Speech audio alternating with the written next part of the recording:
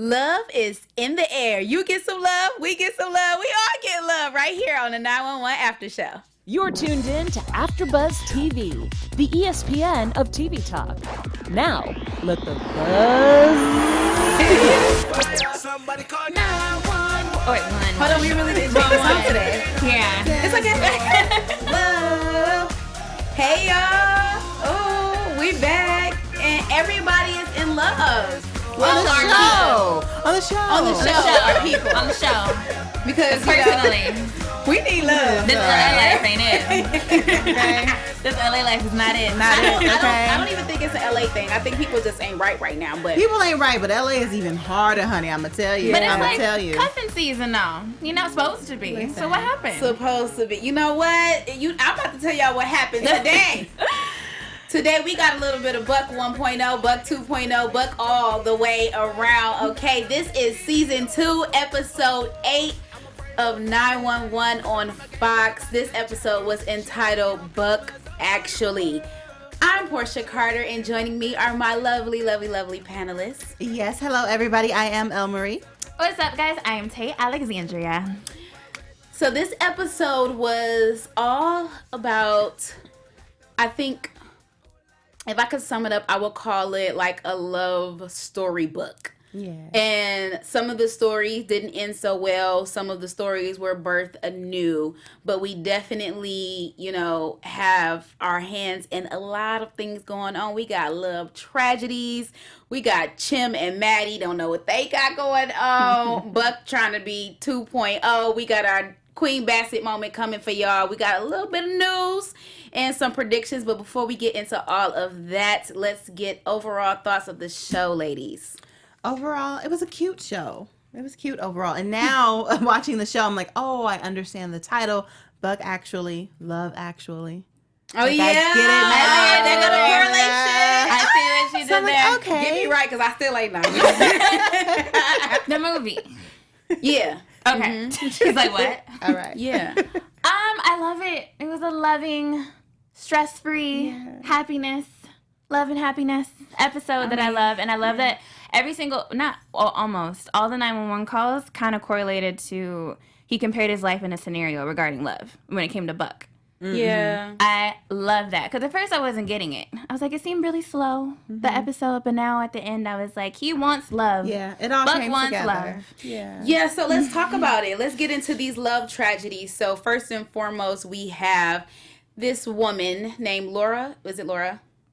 The crazy lady. Okay, the crazy lady. I just remember Norman. The crazy lady standing on the bridge, and behind her is a big sign that says, See me, Norman. Because she wants her husband to see her. Obviously, she feels like after having the child and he's grown and gone, he don't see her no more, and she's feeling ignored. She's feeling like the love is no longer there. So she gets on top of a bridge and she holds up traffic. She's flashing everybody like, where Norman at? He need to come see all this goody.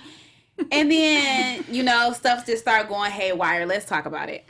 You shouldn't have to go through all those drastic measures just to get someone to care. Like, at all. It should be paid attention to throughout, so it won't even get to that point. She over here flashing her boobs in front of the world. She flashed her whole body. Her whole body. Whole body. Whole True, body. it shouldn't get to that point, but at the same time, since it has, and feeling ignored, like, that's not a cool feeling. And so you feel like you have to go out of your way to do something drastic to get their attention. If you've already been trying and the small, subtle things aren't working, you feel like you need a grand gesture. So you're going to go on top of traffic on a bridge in at an exit sign I'm in not, a road. because I'm going to know where to find them. You going to see me, but no. Wait a minute. Well, we done got found today. We locating these fools. What's up? We on pull up? We pulling up on them. Okay, I like that. I mean, I'm just saying. But anyway. So that was a bit much. That was a bit much because you're also putting yourself in danger. A bit? Other people in danger. It just took me to a point to ask questions like, okay, what are you doing that she doesn't feel like she's seen? Because obviously when Norman gets to the scene, he plays this love song of their first date. And it's just like, oh, he already know what's up. He remember what triggers her heart. He knows the points that get her. So why is she up there? Yeah. Like, I'm confused. Either she tripping or you waiting until it's too late to show her some love. Like, what... I think some type of affection isn't going on. It's a little bit of both. And like you said, like it shouldn't have gotten to that point because I think he probably just got laxed and was just going through the motions of a relationship. And like she said, she lost herself being a mother, you know, and kind of just maybe fell into just mother and wife and more so mother. Yeah. So then it was like, maybe you should help bring this out of me. But that's where communication comes in. Because I doubt she actually maybe set him down. Yeah. It was like, this is what's bothering me. It was probably little hints and little things and try to always make him pay attention to her instead of just sitting down like, yo, this is the deal right now. Or what if he was just creeping? I don't think it was a creeping thing. I think it was really like she it's that empty nest. Though. Yeah, he seemed genuine. When she finally it was that empty together. nest syndrome. Like my child is gone. Who am I now without me being a mother? I mean, she's still a mom, but like not the one that has to take care and do everything. Yeah. So communication is key. I just want to believe that she tweaking. I want to believe that she tweaking, and of course the whole thing is tweakage. But I want to believe. No, I'm serious. Tweakage. I want to believe that he's not, making her act like that. You know what I'm saying? Like sometimes men do take women through these mind. They play mind games. They beat around the bush about stuff. They just take you through the whole roller coaster of this love triangle, and it's just like, when are we going to come to a halt to where we both on the same page, going down the same journey on the same road at the same time? We can't be, always bumping heads and not really colliding together peacefully. You know what I'm saying? Right. So I just didn't understand it, but I love how when she started shooting at the people, when she was shooting the little the inflatable thing. When she was supposed to jump, I forgot what it's called. I don't know the name of it. The fall catcher. Yeah. The fall catcher. Okay, when she started shooting the fall catcher, look, I'm making stuff up, okay, because I didn't know. Look, if you know, put it in the comments, okay? But so when she started shooting the fall catcher, did she point the gun at Buck? Buck start, calming her down. He let her know, like, all right, I know what it means to be ignored. I understand how you feel, so let me reason with you. And I believe, even though it was a tactic of his for him not to get shot, I believe he still had a point because he's realizing some things in his life. Like, dang, I felt this same way. I could have been the same person out here on this ledge acting a plump fool, talking about, Abby, come from the other side of the world and come see me. Right. You know what I'm saying? And it's just like when we get to these drastic measures of needing this validation and this attention, it's like there's something not right within our heart and within our mind. And obviously, there are things in our heart that are voids that the other person can't feel. Yeah. And won't be able to feel. So it's just like, why are we even trying? Right. You know? Although it's a drastic measure, it could be looked at as just a wake-up call. And and in that case, it was a good thing for her to do that. I wouldn't have gone that extreme. I would have just pulled up like LMarie on the Snapchat and take it out of ghost mode and find him. But I think it worked in her favor this time. Hopefully they can mash it out, mend it out. It won't happen like that anymore. You would pull up. You'd be the main one of us out of us three pulling up. For sure. Would? Yeah. For sure. Exactly. I'm pulling up. Exactly. What's up? Come outside. Where you at? Mm-hmm. Don't play me. Okay, look, let me not talk about pulling up because look, it's bringing back memories. Right. Some memories that ain't right. We are not going to sidebar Porchia this one. Right, amen. For our next next love story, this wasn't necessarily a tragedy. This was a realization of true love. We get these store owners who obviously have this reoccurring thief that comes and rob them with a new woman every time. So this woman, and so the fake, she said Bonnie and Clyde meet Dumber and Dumber. Dumb and Dumber, yeah. So Dumb and Dumber, they come into the store and they're about to start robbing. So the lady that owns the store works with a guy named Earl. I don't necessarily know if they're a couple already, but they end in a love story just for the simple fact of them knowing that they need each other. And she felt all type of discombobulated when he started, fighting the thief, and she's like, Earl, why you doing that? Like, no, don't get killed, don't get shot. She's feeling really hard for him, but at the same time calling him all type of stupid and saying, that he's dumb and things like that.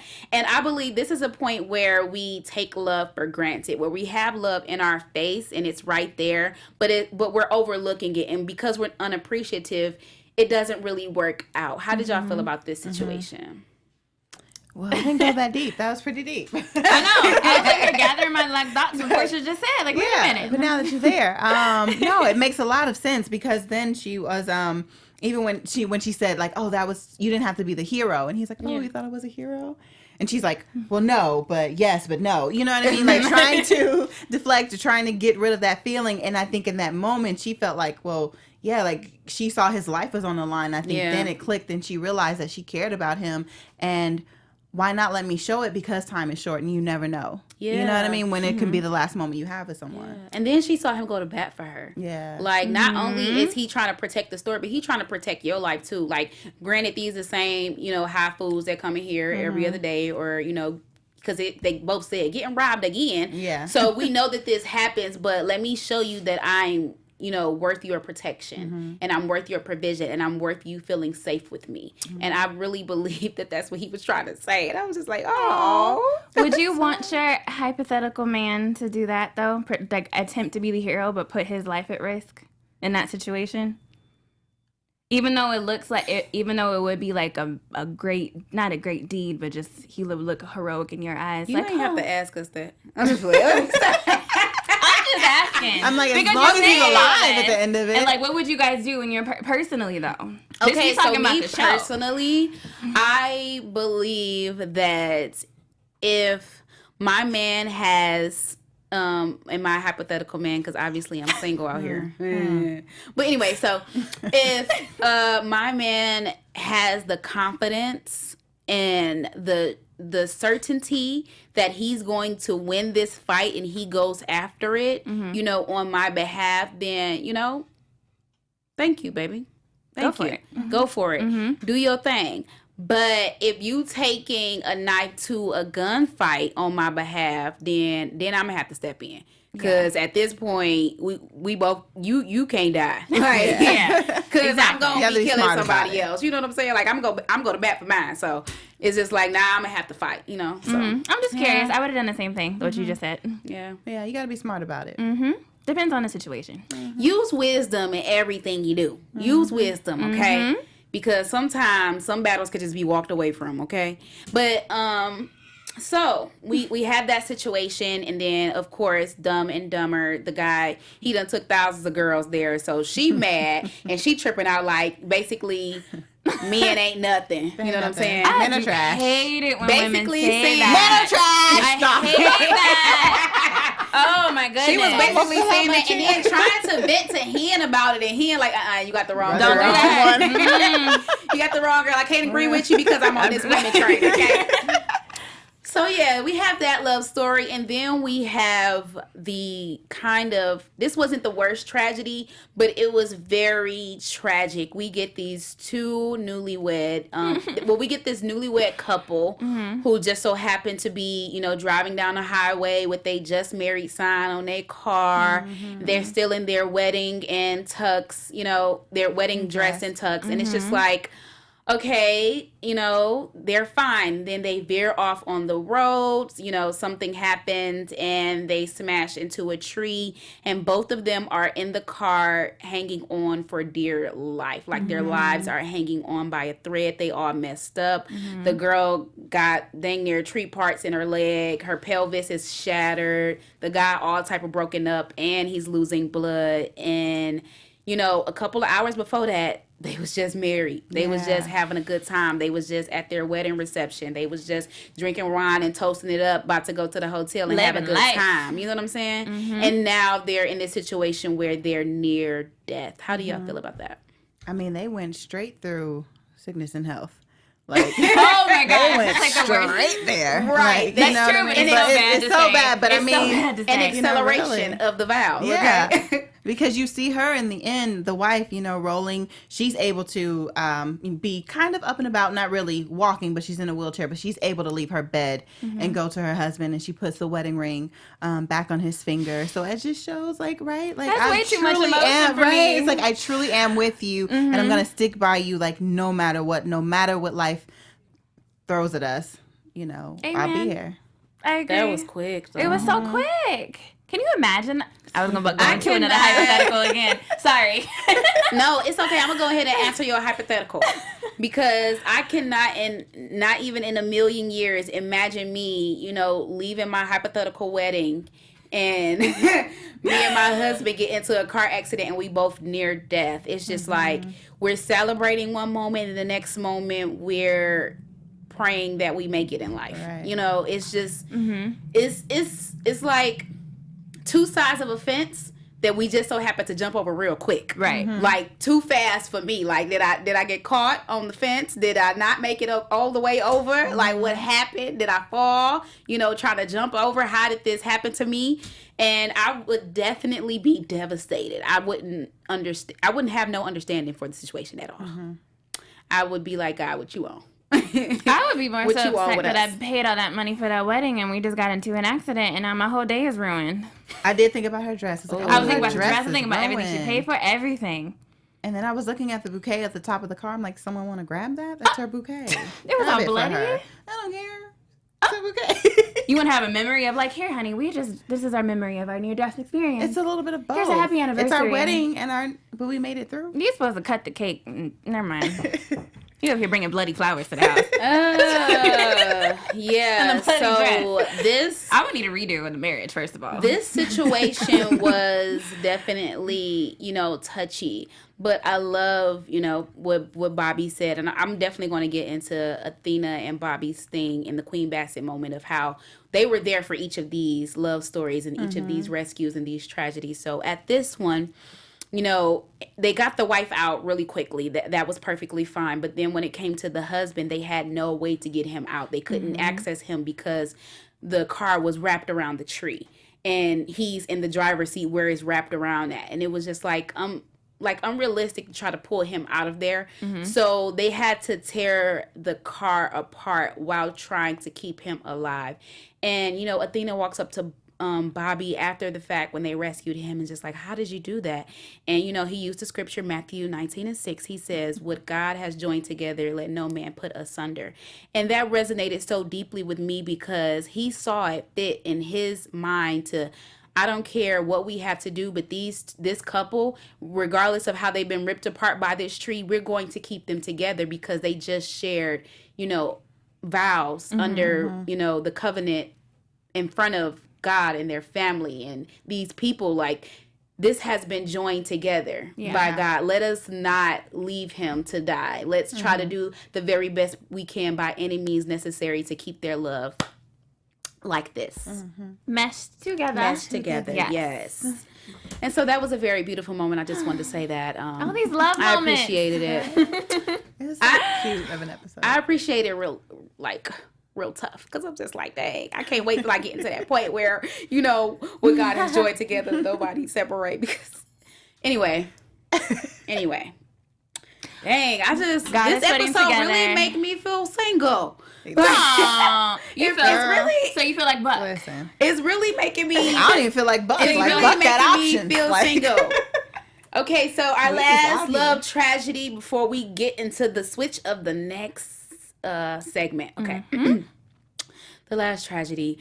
So first and foremost, when they start showing these live story and these back memories of this old married couple, of the two husbands, I was ready for them to turn it off. I said, why are they doing this? No, I was sick of it. I knew it was going to turn into... That's how I knew it was going to be the biggest tragedy ever. Yeah. Because how they were doing it, and I was going to damn near cry. It was, but while it was happening, I'm just all y'all had to do was show us a picture, tell us that they was in love, and y'all going to do all of this. Because it was more so of the struggle, all this life. What did he say? It's been a long life, but a short marriage. They've had this long, wonderful life together, but because of the laws, they weren't able to have that long life and long marriage. Right. So they needed to put that storyline out there first, so that we would really feel feel it. Yeah. Yes. You're right, y'all. And you know what? I was feeling it. But I think with me, because I was already prepared for something bad to happen to them, I'm like, let's just get to the point.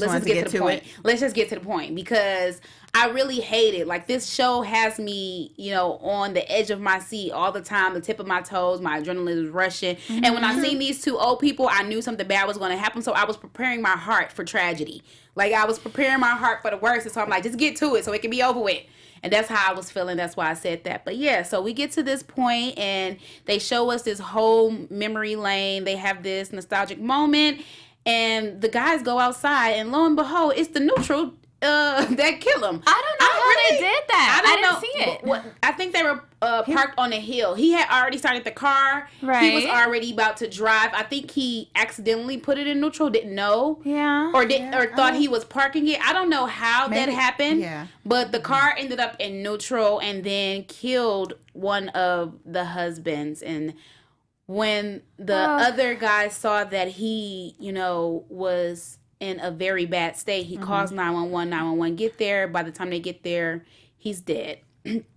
And so this is what really got me, because I'm just like, So he's dead and he's just going through all his mind about these memories. He's just like, no, he can't leave me. He said to Buck, he said, we always said that we want to go out together. So he goes, he unveils his husband that's laying here dead.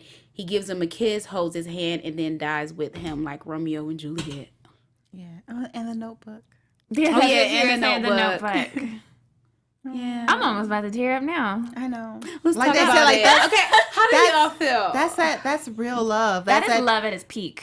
Right there. That's what Buck said too. Yeah. Like, Buck was like, oh, now that's love. And I think that's what kind of like, turned his mind like, oh, I want that kind of love. Yeah. Right. Because he was so confused. Like, how did they and just at first, die? I was going to say, oh, he died of a broken heart. But, like, I don't even think it was that. It was that I'm going with you. Like, we are that close and that connected. And we're old enough. I'm going with you. Like, that's why I say it's like the Notebook, because that's what it was in the Notebook. See, Romeo and Juliet, they had to actually kill themselves. But in the Notebook, he, Allie died, and then he laid in the bed and died with her. And died next to her. See, you won't have to be reading no more stories to the grave. I hate you. I'm sorry. I'm sorry. Porchia. You're trying to be serious, and then here comes Porchia. I mean, because y'all know he was reading all the stories. Right, he was giving them their whole little life story and all of that, letting her know what was going on. He wasn't about to go to the grave and do that. He like, no, you out, ain't no more story time. I'm out with you. I'm out with you. In my hypothetical marriage, come on, hypothetical. If I when I get married again, but when I get married, like if I will tell my best friends this, and I will probably tell my husband this. I have to die first, because I won't be, if I'm together that long, I will not be able to live anymore without my spouse. So I feel him. I understand that. I'm dying with you. Same day. Because I won't be able to. At all. In my 80s, like everything else, like I know, everybody's moved on. I hope we both live long lives. Right, I hope we have to live long lives. You go early. There's not even a day. Next day, Lord, take me, because I won't be able to handle it. I would want to go first, too. Mm-hmm. It's either me first or we together. Because Romeo and Juliet moment? You just not about to leave me. Yeah. You just not about to leave me forever. You're my best friend, you're my heart, you're my ear, you're my everything. No. You can go on a work vacation and be gone for a couple of weeks, but forever I'm not gonna see you again. Forever, ever. We can go together, but I ain't gotta go first. No, she's like, no. I would want to go first for the sake of love, because I just don't. I don't want to see somebody that I'm in love with die. Right. Yeah, it's very painful. I don't think I would be able to come back from that. Nope. It's very. I'm not meeting anybody new at the bridge, board, games, y'all and seen checkers. Star Was Born? I didn't yet. Don't say anything. Okay, I didn't see it yet. Yeah. So, all right, before we get into our next segment, talking about these other characters, we need your help, okay? Our network produces after shows for nearly all your favorite TV shows. From dramas, reality TV, sci-fi, and more, there is no network that works harder to serve television fans just like you. but we need your help. We just ask it that you please subscribe to one or more of our YouTube channels. And by subscribing to our channel, YouTube will suggest content that's tailor-made for you, and you'll help AfterBuzz continue to grow, because we all need growth, okay? And if you're worried about those pesky notifications, don't be, because they're optional. You can turn them off, okay? So hit that subscribe button for this channel, and check out our other AfterBuzz shows on YouTube as well. Let us know you did so in the comments, and we're going to thank you on air. So just leave us a comment, say you subscribed, you liked it, all of that, and we're going to shout you out, okay? For now, thanks for being the best fans and for helping us be the ESPN of TV Talk. Yes. Yes. All right, guys. If you are listening on iTunes, we need 5 stars, okay? Only way to go. 5, if you can hear me. Okay. So, 5 stars on iTunes. Okay, next, we're going to get into Tim and Maddie, because their thing was kind of quick. We see them, okay, so first and foremost, Tim meets Buck at the bar, and then Maddie shows up, and Buck is all kind of discombobulated with the whole Maddie being there. Then we see them doing karaoke together, and then they at the house again together, and Buck comes, and he just put 2 and 2 together. He like, oh no, y'all dating. Y'all dating. Together. Right. Y'all Like, doing karaoke. Y'all with each other. Y'all texting each other all types of days. You got her and hot mustard hours. ready, like Right, y'all finishing each other's sentences. And they were so in denial. Yeah. What y'all think? Their awkwardness is so adorable, though. Yeah. I love it so Yeah. much. Tim and Maddie, yeah, I love Yeah. it. And I feel like they're giving each other company, too. yeah. And it's like having Maddie just not think about, the ex-husband. She's getting sidetracked with the paranoia. Tim is just being Tim. I love it. They're doing karaoke together. And he's just being there, Yeah, enjoying just her being there. time and her company, and there's no pressure. Not until Buck kind of pointed it out to them, then he felt like he maybe had to address it, just to know that he's not pushing her, making her move too fast with anything, or wanted to make sure she didn't feel uncomfortable. But I like that about him, that he likes her, but he knows her situation, so he's just gonna take his time with her. He is I like that. respectful. Yeah. And thoughtful. And he wants to be a genuine friend that has her back. Oh, it's going to be more than that, He though. is not. Later. Oh, okay. It will. Okay, It Tay. It will. I'm speaking into existence now. Of course, but he is genuinely a friend. And, they say that, real lovers are the best of friends. So it's like, I'm going to love you, and I'm going to be your friend. I'm going to be here for you. And then next thing you know, we're going to be happily in love and marriage, hopefully. Married with 2 kids. And okay, sorry. Okay, you know what? Why is it bad for me to want them to get married and have happiness and love like this episode is Oh, about? there's nothing wrong with that. Okay. I was saying, to myself, because I'm on the same wave you on. Oh, And okay. I'm just trying to tap out of that, because I'm sitting here being a hopeless romantic. Okay. That's what I'm on your same wave, okay? So we get this little situation, and then we see them, at the end, talk it out, and he, express his feelings, she expressed hers. But I don't understand. I do want them to be friends, but I don't understand why he was just like, why don't you just be my girlfriend? Why he couldn't just ask her? Too soon though. Yeah, we did still say too that. soon, yeah. I don't understand the time frame of like the shows, like how many days they're apart. It is. Yeah. I like that they're progressing. It's like a friendship thing. They're building the friendship first, like you just said, like best friends, potentially lovers is like the best way to go. And like I said, And ideal. wants to respect her space and her time, because knowing what she's been through and going through. Yeah. So kind of soon.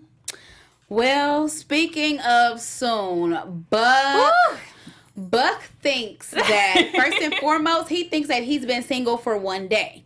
He think it has been super soon for him to my be gosh. jumping and knocking boots with Taylor. He think he been single for 1 day. And everybody else around him keep telling him, Buck, you been single for months. They didn't have to do him like that. I love it though. It's so funny though. Bobby and Tim said the same thing. Like You've been single for You've months. been single for months.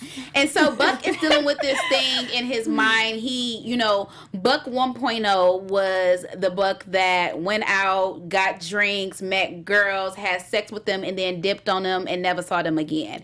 That was Buck 1.0. And so Buck feels like after Abby has come into his life, changed his life, and now he's a different man and he's grown, he decides to upgrade himself to Buck 2.0. And so Buck 2.0 doesn't want to be going back into the Buck 1.0 behavior. But then we get Bucketta. Bucketta 1.0. Yes. Which is Taylor, the actual I like reporter. Bucketta. Don't call her Taylor. Okay. Because I'm mad she had the same name as me. So Bucketta 1.0 done got with Buck. She done did the buck on him. Yeah. How y'all feel about that? Buck got bucked. But who said that? Tim? Yeah. Yeah. He got bucked. And then he got the old Buck though. Yeah. That's old, what he gave her. I think she he gave needed him that. 1.0 Buck. Yeah. And I think he kind of needed that a little bit to show like exactly you say you want something different, then go for something different. Because if you smash her right away in the bathroom, But she did. how do you expect it to be different? Mm-hmm. How do you expect to get what you're looking for? But he tried to redeem himself after that. He went up to her did. like, you know He what? did. I'm sorry. I'm not this kind of guy. I actually want to, date you. Blase, blase. I care about your feelings. And she all with the, we either gonna come up in here and knock these boobs or you gonna let me do my work because I got stuff to do. This is why I said I didn't like Taylor. Taylor Bucket. is Bucketta. Definitely. I think she's a fantasy. She's the fun one. Mm-hmm. That's why I'm glad Lily came back in the picture because she is wifey. Yeah. And I'm so glad that Buck realizes that. And I love Buck is holding his ground because all Taylor is doing is just bringing out that one Buck 1.0. Mm-hmm. But I'm so, that Buck 1.0. And she's like on a different, not spiritual level, but like a different level than he is. Mm-hmm. Definitely. Yeah. And I knew it. So on the second episode, once they rescued everybody from the earthquake, I literally said that Buck was going to be dating Lily. I said it. I called it. And here, lo and behold, we got Buck pulling up at the restaurant with Lily. She done changed her hair color and all, but they want to have a real date. Yes. Mm-hmm. And he knows it's real because he like, oh, did you feel like you had to call me for, you owed me a debt for saving your life? She like, Eddie saved my life. You was just there. I called you because I wanted you here. Mm-hmm. How do y'all feel about this situation? I'm ecstatic because I like it. I seen their connection, towards the end. Granted, he was still stuck on Abby, still living at her house. This was all the beginning. But I seen the connection that they had once he was walking around making sure everybody was okay. Them two were the only people who didn't have anybody to check on. Mm-hmm. Eddie was gone to go find his son. Everybody else was meeting up.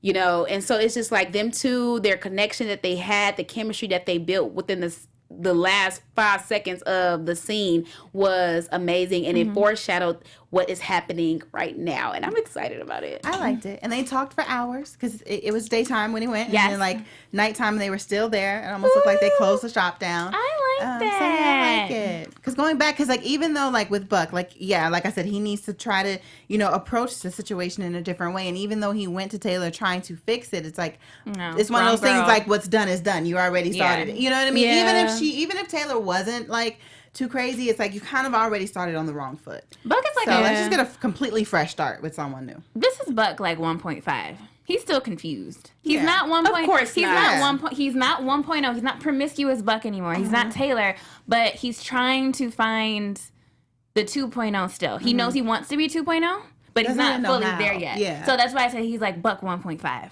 right now. We don't want him to be Buck 2.0, and I like Lily. However, I think that he should take more time so he can get from the 1.5 stage to the 2.0. I just want to see what kind of girl Lily is gonna be. Great one, wifey. I see wifey because type. like I see wifey. You can tell that she's really into him and that she really likes him. Granted, she did say, something happened in life when you almost lose your life twice, okay? Mm-hmm. So something clicked in her head to know that this is what she wants. And I'm just glad she's the type of girl that's going to go after what she wants and not be out here playing these games like Bucketta 1.0. Ooh, I love that name. Yes, Porchia, for that nickname. I love that nickname. Because she just was not right, okay? I called that from the beginning. Yeah, and I said she was going to do him like how he's doing everybody else. And I was like, mm-hmm. Look, we just know. We need to be in the writer's room, okay? Because we just know, Fox, okay? call us. Okay. All right, y'all. It is time for our favorite segment of the day. Our Queen Bassett moments. Oh, it's a different song. It's still a Queen song. I like it. Guys, if you're watching for the first time, don't worry. We're going to let you in. Our Queen Bassett moment is a moment where we just explain everything Angela Bassett playing Athena, okay? We're just going to explain everything her. our favorite quotes from her, our favorite things that she did, just because she's just so profound and amazing on this show. So let's hop right into it. Auntie Angie done found out who Norman was. Well, okay. She sent around the call, like, find this man. So they find out who he is, you know, because he ended up calling 911. Maddie hooked that up. So after the fact, the homegirl come down. Auntie Angie done put her, well, Athena done put her in handcuffs. Done put her in handcuffs, right? So she arrests her, and then we get to the dinner later on, and we see that she done charged this woman with everything she could in the book. Half them charges I would have never even thought of. But Queen Bassett ain't playing no games. And she just like, I don't understand. You know what I'm saying? Like, she got to get this, she got to get that, she got to get this, she got to get that. And everybody around the table is like, no, you being too hard on her and it's okay. And they were in love. But the one person who agreed with her and saw her eye to eye was Glenn, which is Michael's boyfriend, who she at first had a whole attitude with even having a dinner with. Let's talk about it. She only started to like him just because Glenn was the only one that agreed with her. Low key. That was all. But I also agree with Athena and Glenn too.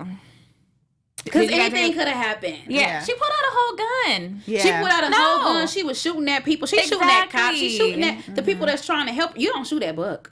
Oh, no. That's my favorite character. Oh, no. No. He's not my favorite character, but you ain't shooting at Buck. Oh, that's my favorite character. Well, his stock went up once I found out he had an accent. So I was like, oh. He's one of the faves, but, you know, I love my hen. I love hen and Athena. They my faves, okay? Yeah.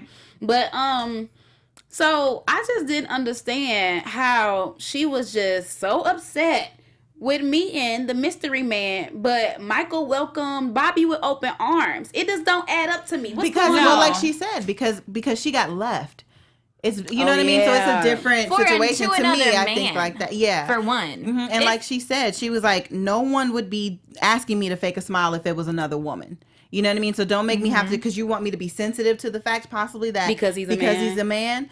No, my husband still left me for this person, regardless of their gender. So I can be upset because that was my husband, and he left me for this person. And that's a tough situation. You made a good point. Yeah. And that's a tough situation to swallow. Like, you find out your husband, I am not enough woman for you, so you gonna go the other direction. And you expect me to be okay with it? Yeah. It's not like you left me for another woman. Okay, we could figure that out. No, you left me for a whole nother man. Yeah. And you want me to be okay with it. Yeah. Let me have my moment. Yeah. Being upset. Because first of all, you ain't leaving me for nobody, let alone a man. Right. Because what did I do as a woman that turns you completely off of you to be with a man? But besides that point, you know, that was your mistress. And now you don't bring the mistress in my house.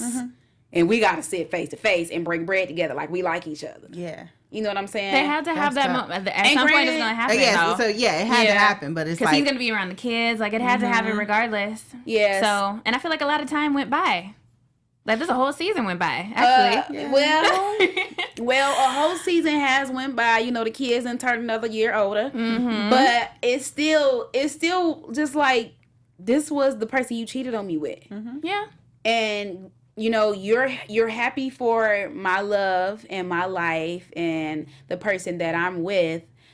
But at the same time, I can be happy for you, but I could also be mad that this is the person that is the reason I got a man. Yeah. Like, I don't even understand why this is made to be okay, you know?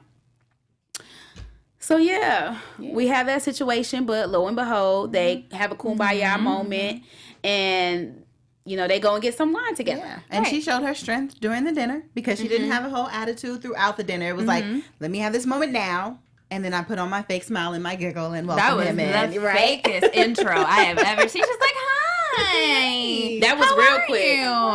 No, I done did some stuff like that before. Been like, I don't care about the person. That's like the worst thing you can do. I can't be fake like that. You know what I'm I can't be fake like admire that. people like that sometimes for keeping the peace. Because then when you have all the attitude, it can cause even more drama. Because I probably would have been like, look, I don't like you, but I'll say hi.